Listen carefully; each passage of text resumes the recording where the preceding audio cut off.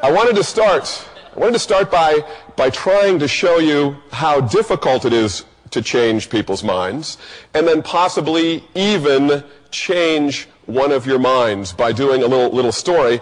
And I wondered, how many of you remember when a woman went to McDonald's and she spilled coffee in her lap and she recovered $3 million? Remember that? How many people think that was crazy? All right. I'm going to try to convince somebody it wasn't crazy. All right, just to show you how well this works. Okay, and all I'm going to do is tell you the whole story. Because as you may be aware, the media doesn't always tell you the whole story. They tell you just enough of the story so you go, wow. And your funny uncle says things like, $3 million for coffee in your lap. I'd pour coffee in my lap for $3 million, and other funny things like that. So here are the facts. 2 minutes, quick facts, see if anyone's willing to change their mind. First thing is, woman who burned herself was 79 years old. She was seated in the passenger seat of a parked car with her grandson at the wheel. So I said the car was not moving. She had her cup of McDonald's coffee, and she took the lid and disconnected it from the styrofoam cup. When the lid broke loose, the cup turned, poured the coffee into her lap. Now, people say things like, coffee's hot, you should be careful. She understands that. The coffee that they had at McDonald's was substantially hotter than the coffee that people are used to having. A matter of fact, typically when you have coffee at home or at the office, the evidence showed coffee's about 110, 120 degrees, which is very hot, can burn you, you should be careful. This coffee was 180 to 190 degrees, 70 degrees hotter than we're used to coffee being. And if you think about 70 degrees, picture this, if in Stillwater, Oklahoma today where I teach, if it was 30 degrees out today, it'd be too cold for the students to come to class. They wouldn't come. Add 70 degrees to that, now it's 100 degrees, now it's too hot for them to come to class. So the same temperature differential between 30 and 100 is the same thing between 110 and 180. As a matter of fact, 180 degree liquid burns the skin off the human body on contact, which is what happened to her. She was hospitalized for 6 days, and she had skin grafts, because skin was burned completely off. They took skin from other parts of the body and tried to replace it in the lap area. Now, I'm going to leave her in the hospital for just 1 second and switch from burgers and coffee to pizza. And although you were a very young-looking crowd, a couple of you look like you might be at least my age. And in old days, there used to be this deal at Domino's Pizza, where if they couldn't get the pizza there in 30 minutes or less, it was free. Anybody remember that? Okay. Now, does anybody know why they stopped? It was more than just accidents. It's when they killed the 49th person. When the 49th person was killed by Domino's delivery driver, that's when they stopped. And you may say, well, what was magic about 49? I'm thinking the same thing. Why didn't they stop after they killed 1 person, or 5 people, or 10 people? Do you think they were sitting around the boardroom at Domino's saying, oh, let's not kill 50? You know? Probably not. What it was those evil lawyers, and someone sued them for multi-million dollars, and they had to reevaluate their business plan, which, if you think about it, is find someone who can't get a better job to race around town in a poorly maintained vehicle trying to get a $1 bonus by getting the pizza there on time. And there's going to be some collateral damage. 49 people, then they stopped. Back to our poor lady in the hospital. She had health insurance.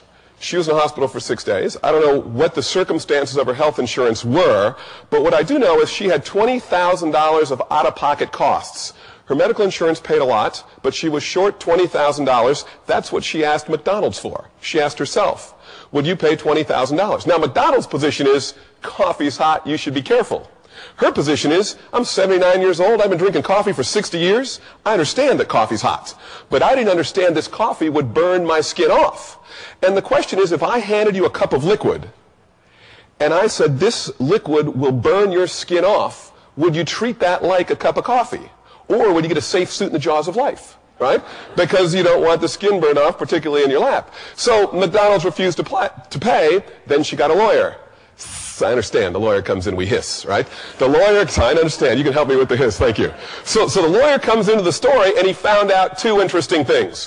1, why is the coffee 180 or 190 degrees?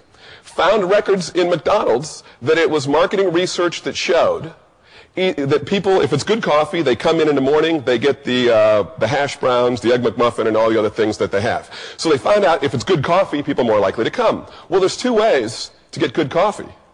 You could actually have good coffee, or You could take bad coffee, crank the temperature up to 180 or 190, and people say it tastes good even if it doesn't. That's what their marketing research showed. So by making the coffee very, very hot, people said it tastes good even though it didn't.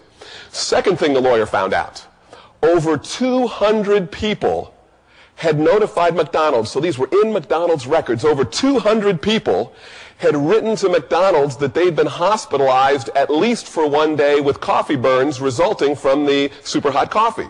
So it wasn't like McDonald's didn't have any idea that their coffee was too hot. So what the lawyer said to the jury was, we have to send a message. It doesn't have to be ridiculous, but it's a little bit like Domino's. We need to send a message so they either lower the temperature or warn people it's going to burn your skin off.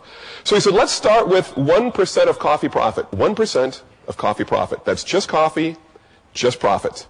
And what the accountant, that would be about 3 days worth of coffee profits, would be about 1% of the year. And what the accountant for McDonald's testified is that each day McDonald's earns $1.2 million profit selling coffee.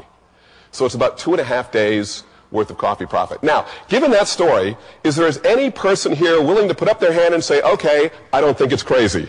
Please do so at this time. Oh, look at all those people. All right, that was quite a few. I changed, it looked like, quite a few people's mind. How did I do it? Because we don't really care about the McDonald's case. We care about changing people's mind because that is difficult. What did I do? Someone brave can yell it out. I heard someone yell the facts. And that's what somebody always says. But the truth of the matter is, I did tell you the facts, but I tried to package the facts. Because the theme for this talk that I have before the break is that the facts alone aren't enough. The facts alone aren't enough. If people would look, and maybe this has happened to you and I'm wrong, maybe someone said, oh yeah, you're right. I never looked at the facts before. And they completely come over to your way of thinking, right? If this were true, we'd all be the same political party, wouldn't we? One party would just show the others, oh my goodness, I've been this for 40 years, I was wrong, please welcome me to your party, right? And it's not going to happen because the facts alone don't change people's minds. So what I tried to do with the facts is I tried to tie every fact to your emotions, and I tried to connect facts with something you deemed to be logical. So when I said the media doesn't tell you the whole story, I doubt anyone said that's not true. Right? There's a button. When I said that some corporations might have people get injured, like Domino's, that shouldn't have been too shocking for some people. And then every emotional connection that helped me. She was 79 years old. I tried to make you see the temperature differential by making it 30 degrees, showing you the difference between 30 and 100. And I was trying to essentially instead of tell you, I was trying to show you because that's what I think would be most helpful from an influence point of view. So we'll talk about exactly how to sell the facts and package the facts is basically what I'm going to try to talk about. But there's two things I wanted to tell you about the McDonald's case. First of all, she never received the $3 million. As with many of these wacky lawsuits, it's overturned on appeal. It was lowered to $750,000, which is still a lot of money, but 6 days of hospitalization and skin grafts. Second thing is, I thought this was rather amusing. McDonald's hired a public relations firm to help them with the bad publicity that came from this. And I read in the Wall Street Journal, this is what they came up with, that McDonald's can't figure out how to lower the temperature of the coffee.